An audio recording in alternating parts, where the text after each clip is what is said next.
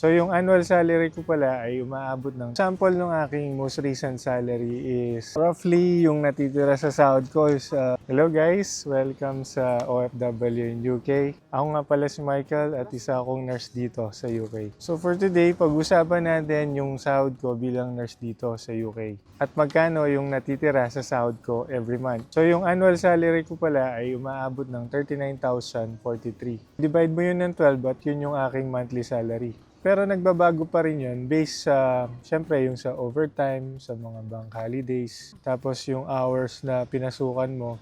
By the way, 37.5 hours pala kami per week sa NHS. So, isa akong nurse na nagtatrabaho sa NHS, which is the government health service dito sa UK. Nakaka-affect din sa sahod ay yung mga taxes na kinakaltas, gaya nung tinatawag nilang pay or pay as you earn, tapos yung national insurance. Meron din yung kung kasama ka sa pension, yung NHS pension, so mababawasan din yung sahod mo kapag naka-apply ka sa NHS pension. So sample ng aking most recent salary is umabot siya ng 2,993 from 3,750 dahil sa mga deduction na na-receive ko bago ko nakuha yung aking net pay. So nabawas na dito yung pay, yung sinasabi ko kanina. Ito yung amount na kinaltas sa aking salary this month, which is 540.20 pounds. Tapos isa pa yung national insurance na nagkakahalaga ng 216.18 pounds. So yung total na deduction ko is umabot ng 756.38 pounds. So next naman natin pag-usapan ay yung mga aking ginagastos monthly at magkano na lang yung natitira dun sa aking sahod. Yung una is yung pinakamataas na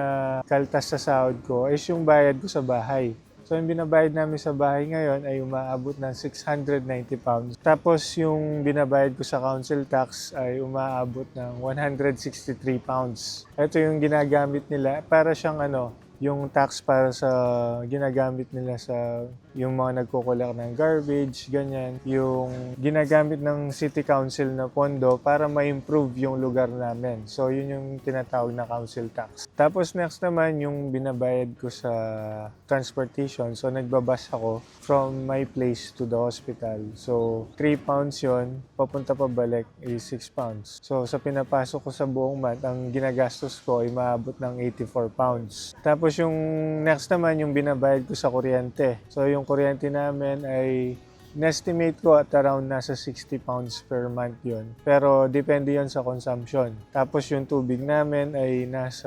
123 yung binabayad ko ngayon kasi ang taas ng consumption namin lately. So yun yung binabayad ko monthly para mabayaran ko yung mga previous na consume namin. Next one is yung Wi-Fi. Sa Wi-Fi naman, yung plan ko is umaabot ng 36 pounds per month. Meron din akong Netflix, so kasama yun sa budget ko, which is 11 pounds. Tapos yung akin namang data na ginagamit ko para sa phone pag wala ako sa bahay. Ito, dati ko pa siya in-avail since dumating ako dito, kaya mura siya nung panahon na yun is 50 pounds para sa data ko tsaka sa calls and text. Nagbabayad din ako ng membership ko sa union kasi dito pag nurse ka, kailangan mo ng union. So pag nagka-problema ka, merong tutulong sa'yo. So kasama ako sa RCN, yung binabayad ko monthly is umabot ng 17 pounds. Yun yung mga usual na binabayaran na regular. So separate doon yung pinapadala ko sa bahay. So ako nagpapadala ko sa bahay, umaabot ng 28,000 pesos. Yung pambayad nila sa kuryente, sa tubig, sa wifi din nila sa bahay. Tapos yung allowance ng parents ko. And then, tumutulong ako konti sa aking kapatid kasi siya yung nagmamanage nung pera sa bahay. So, ayun, pag may mga problema sa bahay na inevitable, mga emergency, ganyan, separate pa yon na pinapadala sa bahay. So, more or less, sa pounds yung pinapadala ko, sumabot ng 375. Meron din akong binabayaran na loan dito sa UK kasi nagplano kami na bumili ng bahay sa Pinas, yung hulugan din. So yun, kailangan kong mag-loan dito para mabayaran yung kinuha namin bahay sa Pilipinas kasi wala kaming tirahan doon na permanent. Pag umuwi kami, is nakikitira lang kami sa sister ng asawa ko, si Che. Sister ni Che, and then minsan sa parents ko, which is sa tingin namin is minsan nakakaya din. Kumbaga wala kang privacy, yung wala kang uyan na bahay, yung naka-abroad ka pero wala kang sariling tirahan sa Pilipinas. Tsaka inisip na rin namin baka mag-retire kami sa Pilipinas. Kaya habang maaga, habang bata, yun, nag-invest. So yun yung binabayaran ko. So yung loan ko dito, umaabot ng 430 pounds per month. So babayaran ko yun in 5 years. Tapos meron din akong credit card, yung tinatawag nilang CC. Minsan kasi yung budget mo sa isang buwan, hindi naman siya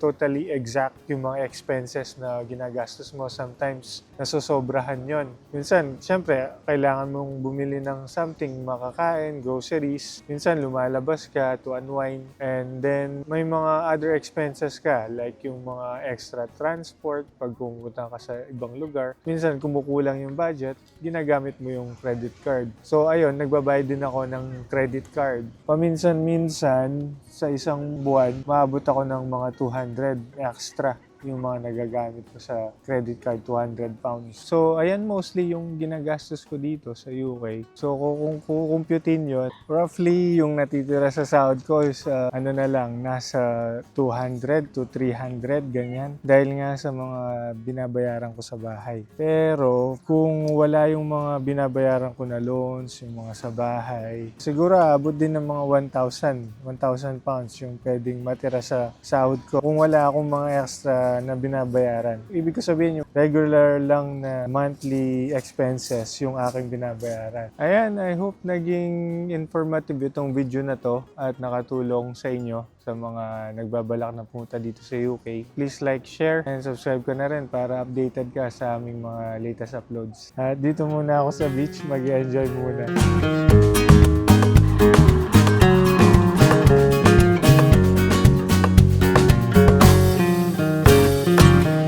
Hello guys, we are here at Beverly Beach.